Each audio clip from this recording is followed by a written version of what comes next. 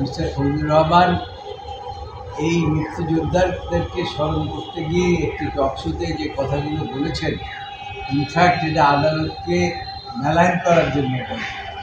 মুক্তিযুদ্ধের সময় মানুষ কিভাবে কাটিয়েছে, যারা আমরা মুক্তিযুদ্ধ করেছি তারা কীভাবে জীবনকে কোনোভাবে বাঁচিয়ে এখন পর্যন্ত আছি। আজকের দিনে অনেকেই মুক্তিযোদ্ধাদের মিস্টার ফজলুর রহমান এই মুক্তিযোদ্ধাদেরকে স্মরণ করতে গিয়ে একটি টকশোতে যে কথাগুলো বলেছেন, ইনফ্যাক্ট এটা আদালতকে মেলাইন করার জন্য বলে এবং আদালতকে উদ্দেশ্য করে বলেন না। কাজেই আদালত যদি সঠিকভাবে দায়িত্ব পালন না করে তাহলে দেশে একটা বিশৃঙ্খলার সৃষ্টি হয়। এটা মিস্টার ফজলুর রহমান খান ভালো করেই জানেন, আমরা সকলেই জানি।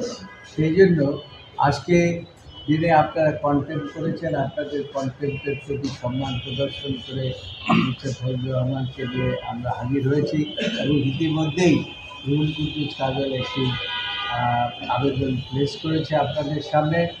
আমি মনে করি যে সব দিক বিচার বিশ্লেষণ করে ফজলুর রহমান সাহেবকে এই যে তার বিরুদ্ধে যে কন্টেম্প প্রসিডিং করা হচ্ছে, এই প্রসিডিং স্যারের এই আবেদনের পরিপ্রেক্ষিতে আদালত আমরা যে ব্যাখ্যা দিয়েছিলাম এবং সেই ব্যাখ্যার মধ্যে তিনি আদালতের কাছে নিঃশর্ত ক্ষমা প্রার্থনা করেছেন এবং সেটা গ্রহণ করে ওনার বিরুদ্ধে আদালত অবমাননার জন্য যে প্রসিডিংটা শুরু হয়েছিল সেটিও ড্রপ করে দিয়েছেন। অর্থাৎ এখন এই ট্রাইব্যুনালের সামনে জনাব ফজলুর রহমানের বিরুদ্ধে আদালত অবমাননার কোনো প্রসিডিং পেন্ডিং নেই।